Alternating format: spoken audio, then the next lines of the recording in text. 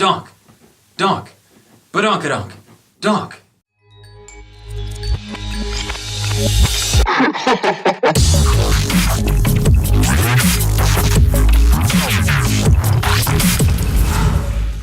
What's up, dogs? It's Cameron with Venus Theory, and today we are here to do a sound design tutorial. This comes by request of Newschooldnb. There will be a link to his SoundCloud in the description below. So I was asking about the Donk bass, and I really don't know what to call this sound. It's a very typical sound in a lot of electronic music, and today we're going to create this patch in Serum so you guys can learn how this sound is made. So let's just dive right in and get started. Alright guys, so we're here in Cubase and we are ready to talk about this kind of Donk bass. I don't really know what to call it. This is a pretty classic sound in a lot of garage, two-step stuff, a lot of D&B, and definitely a lot of house. So I'm going to play this sound now and we'll talk about how it's made. So this is just the sound by itself, just because I don't know what to call it other than donking. So in the context of a track, this is what you would hear.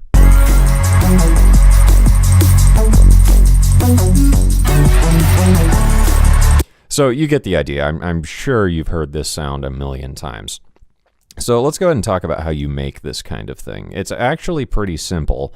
However, I just wanted to show you guys a couple of cool things you can do to this sound that are pretty easy. I mean, this is very fundamental synthesis stuff. You can make this patch in like 4 seconds. So first things first, this is all really done with envelopes. So my first envelope here, I just upped the release a bit. You don't really need to do that. I just did for safety. Envelope 2 is where the majority of this sound comes from. You can see it's only affecting two things, the cutoff and the resonance. So if I play this sound real quick, this is what we got. So that's, I mean, I'm sure immediately you can hear the core of the sound. So what you're doing is creating an envelope with no sustain and a fairly long release and adjusting the decay. So if I adjust the decay here of this envelope, this is what this sound will do.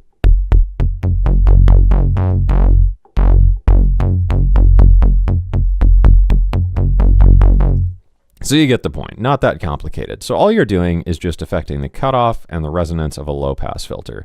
Increasing the resonance yields a little bit of a different result. So if I turn it off and there's no resonance being affected, we have this.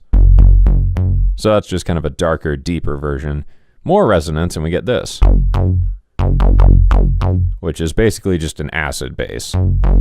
So, you know, something like this ought to work. Obviously just turn these all the way down because the envelope's going to drive them up. Increase the drive a bit and turned up the fat. This is affecting A and B and the sub, and I'll show you why in a minute. Other than that, really, this sound is just made with really basic waveforms. So basic shapes is really the way to do this whole thing. So if I cycle through some different waveforms, we get a sine. Not really that interesting. Saw, triangle, and square. This is usually how this bass is made. And then you could do some pulse width. So, you know, whatever you want to do. In this case, I like the saw. 2 voices of unison detuned. You can detune this a little or a lot. Really just depends on what you're going for. In terms of effects, I just use Serum's internal effects because Serum is popular, so I figured this would probably be the best one to show you guys this sound with. However, you can make it in, I honestly don't know a synth you can't make this sound in. So just compressor, pretty hard threshold, ratio of about 6:1 to 10:1, somewhere in there, because you want to compress this pretty hard. Very fast attack, very fast release, and just drove up the gain a bit to compensate. So without the compressor, with the compressor you can hear that's where you get that really clicky attack from.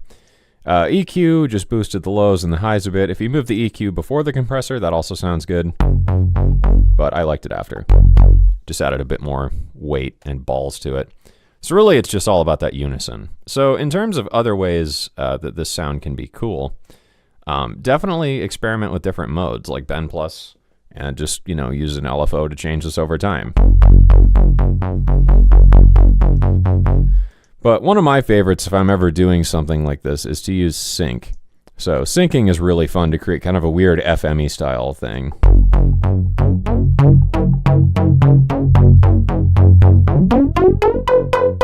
So you can create some actually kind of cool dubstep leads and clicks and bloops and whatever the hell that way. The half window mode is also good in Serum. This is especially fun with a sub, so in this case a pulse mod square is acting as the sub, or a saw. So that's a really big beefy sound.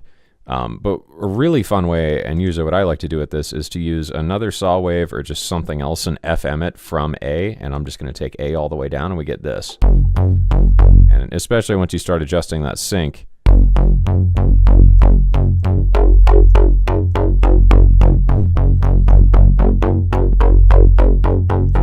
so like that, let's say,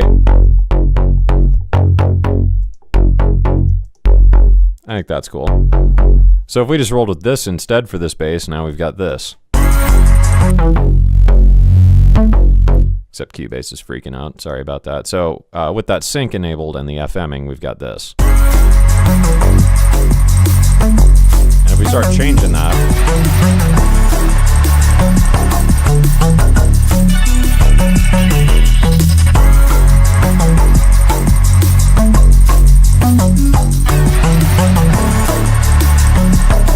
so very classic house sound, garage sound, drum and bass sound. Basically, you know, all forms of electronic music have used this same principle in some way or another. And that's it for this video, guys. So thank you for watching. I hope you enjoyed this, and I hope you learned something. As always, be sure to like and subscribe, and I will see you guys again soon.